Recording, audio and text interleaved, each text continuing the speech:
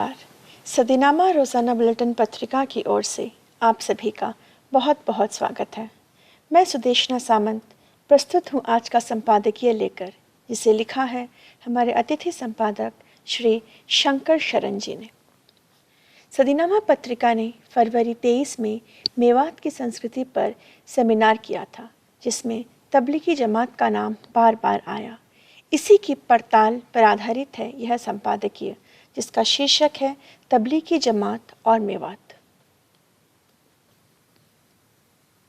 प्रसिद्ध विद्वान मौलाना वहीदुद्दीन खान की पुस्तक तबलीगी मूवमेंट से इसकी जानकारी मिलती है कि जमात के संस्थापक मौलाना इलियास को यह देख भारी रज होता था कि दिल्ली के आसपास के मुसलमान सदियों बाद भी बहुत चीज़ों में हिंदू रंगत लिए हुए थे।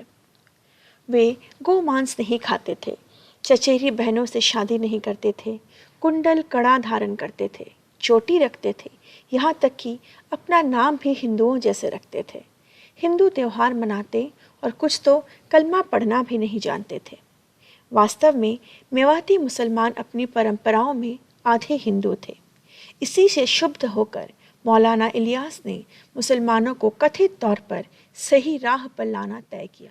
हिंदू प्रभावित मुसलमानों को इस्लामी प्रशिक्षण देकर उन्हें नया मनुष्य बना दिया गया। मौलाना इलियास ने मुसलमानों में हिंदू प्रभाव का कारण मिलजुल कर रहना समझा था। उनकी समझ से इसके उपाय उन्हें हिंदुओं से अलग करना था, ताकि मुसलमानों को बुरे प्रभाव से मुक्त किया जाए।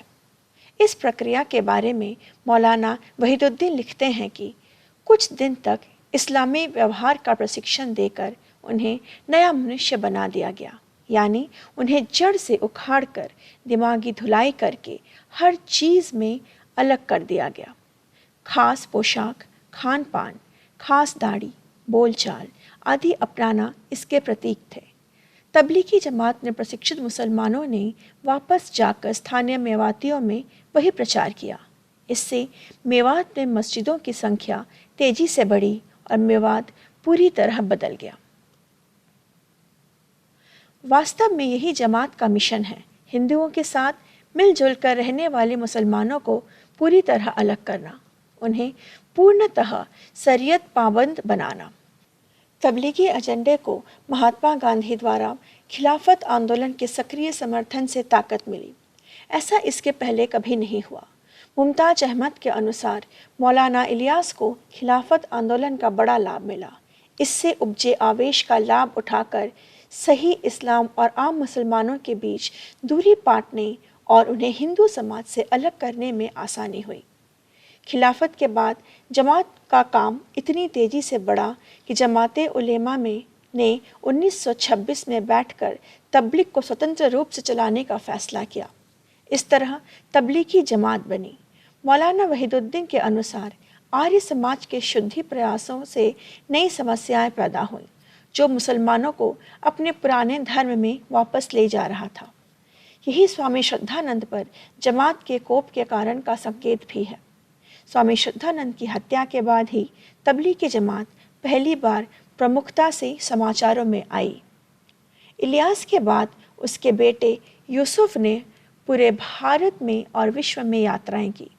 इसके असर से अरब और अन्य देशों में भी तबलीगी मुसलमान निजामुद्दीन आने लगे।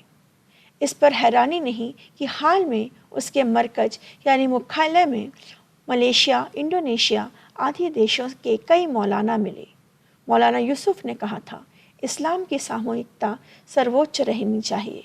मौलाना यूसुफ ने अपने मृत्यु के 3 दिन पहले रावलपिंडी में कहा था, उम्मत की स्थापना अपने परिवार, दल, राष्ट्र, देश, भाषा आदि की महान कुर्बानियाँ देकर हुई हैं।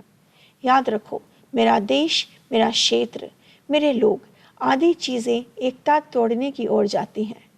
इन सब को अल्लाह से ज़्यादा नामंजूर करता है। राष्ट्र और अन्य समूहों के ऊपर इस्लाम की सामूहिकता सर्वोच्च रहनी चाहिए। शांतिपूर्ण प्रचार और जिहाद एक ही सिक्के के 2 पहलू हैं। कुछ लोग तबलीगी जमात के गैर राजनीतिक रूप और राजनीतिक इस्लाम में अंतर करते हैं, पर यह नहीं परखते कि प्रचार किस चीज़ का हो रहा है। शांतिपूर्ण प्रचार और जिहाद एक ही सिक्के के दो पहलू हैं। इसे जमात का मॉडल आरंभिक इस्लाम है। प्रोफेसर बारबरा मेटकॉफ के अनुसार जमात का मॉडल आरंभिक इस्लाम है। उसके प्रमुख की अमीर उपाधि भी इसका संकेत है, जो सैनिक राजनीतिक कमांडर होता है। उसकी टोलियों की यात्रा कोई शिक्षक दल नहीं बल्कि गश्ती दस्ते जैसी होती है, ताकि किसी इलाके की निगरानी कर उसके हिसाब से रणनीति बनाई जा सके। 1992-93 में तबलीगी जमात का नाम उभरा। यह संयोग नहीं है कि 1992 और 93 में भारत, पाक, बांग्लादेश में कई मंदिरों पर हमले में तबलीगी जमात का नाम उभरा। न्यूयॉर्क में आतंकी हमले के बाद तो वैश्विक अध्ययनों में भी उसका नाम बार बार आया। अमेरिका के अलावा मोरक्को, फ्रांस, फिलीपींस, उज्बेकिस्तान और पाक में सरकारी एजेंसियों ने जिहादियों और तबलीगियों में गहरे संबंध पाए थे। तबलीगी जमात की सफलता में उसकी एक निष्ठता का बड़ा हाथ है। वे पदों कुर्सियों के फेर में नहीं आते।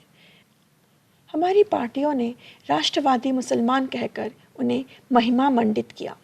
वस्तुतः हमारी पार्टियों ने राष्ट्रवादी मुसलमान कहकर जिन्हें महिमा मंडित किया, इसी को कांग्रेसियों ने देशभक्ति कहा।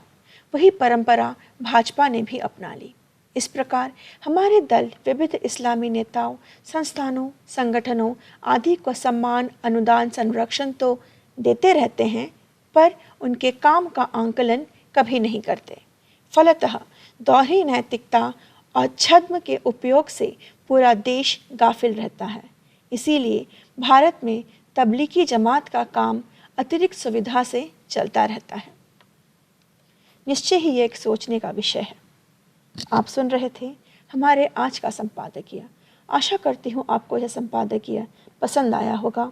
अगली बार फिर प्रस्तुत होंगी एक नए संपादकीय के साथ। तब तक आशा करती हूँ आप सभी कुशल रहें, सुरक्षित रहें। धन्यवाद। करते हैं वो अपने साहित्य में समाज से रिक्त होकर के अपनी रचनात्मक अभिव्यक्ति नहीं कर सकते। इसी के साथ मेरा छोटा सा प्रयास है। सुनकर देखो, सुनकर देखो, सुनकर देखो जी। ममता, राहुल, मोदी बोले, लिखे जितेंद्र जी।